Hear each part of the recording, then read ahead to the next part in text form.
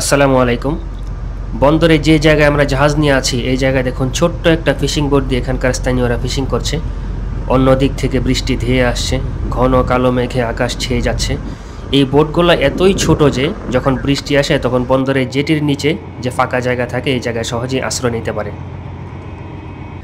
ছোট্ট একটা ফিশিং বোটের দুই সাইডে দুইজন বসে বড়শি দিয়ে মাছ শিকার করছে। এই দেখুন আমাকে হাতে নিয়ে মাছ দেখাচ্ছে, ছোট ছোট আকৃতির মাছ, বাট এই মাছগুলো এখানে প্রচুর ধরা পড়ে। এই বোটটা এতই সরু যে দেখুন একজন মানুষ বসলে তার পাশে আরেকজন মানুষ বসার সুযোগ নেই। এই ছোট্ট একটা বোটে তিনজন বসে আছে এবং দুই সাইডে দুইটা পাইপ দিয়ে ভারসাম্য রক্ষার কাজ করা হচ্ছে। ইউনিক আকৃতির একটা বোট এবং এটাই মনে হয় সবচেয়ে ছোট আকৃতির ফিশিং বোট। আমার জাহাজ বন্দরে জেটির এই জায়গাটায় আছে এবং এটার পাশে বসে এরা ফিশিং করছে। একটা প্লাস্টিকের বোতলে সুতো আর বড়শি বেঁধে এরা মাছ শিকার করছে। এখানে এদের হাতে কোনো ছিপ নেই এবং এই সিস্টেমেই এরা মাছ শিকার করতে পারছে।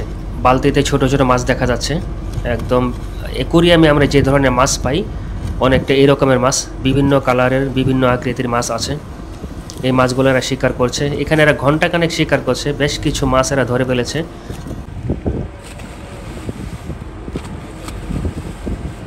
যখনই বড়শিতে কোনো মাছ ধরা পড়ছে বড়শিতে টান দিচ্ছে, এরা টেনে তুলে ফেলছে।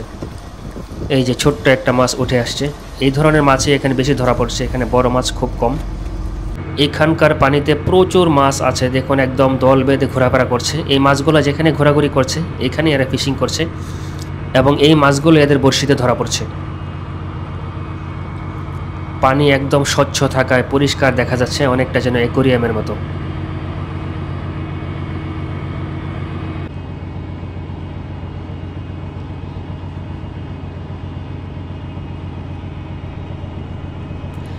এই জায়গাটায় দেখুন আমরা নদীতে যে মাছগুলোকে কাইক্কা মাছ বলে থাকি, আমাদের দেশীয় মাছ, সমুদ্রেও এই ধরনের মাছ আছে কিন্তু এগুলো অনেক বড় সাইজের হয়। এদের এক একটার ওজন প্রায় 1.5 থেকে 2 কেজি। আমিও গতকাল সন্ধ্যায় বড়শি ফেলেছিলাম, বেশ কিছু মাছ পেয়েছি। এখানে যা সুতোতে বড়শি বেঁধে ফেললেই মাছ ধরে, দেখুন একদম তরতাজা মাছ। এগুলোকে ম্যাকারেল ফিশ বলে থাকে, খেতেও সুস্বাদু।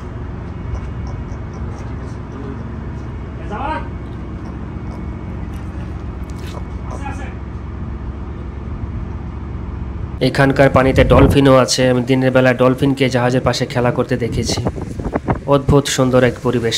এই ইন্দোনেশিয়ান এবং মালয়েশিয়ান অঞ্চল প্রাকৃতিক সম্পদে যেরকম পরিপূর্ণ তেমনি মৎস্য সম্পদেও পরিপূর্ণ। ভালো থাকবেন, আবার কথা হবে অন্য কোনো ভিডিওতে।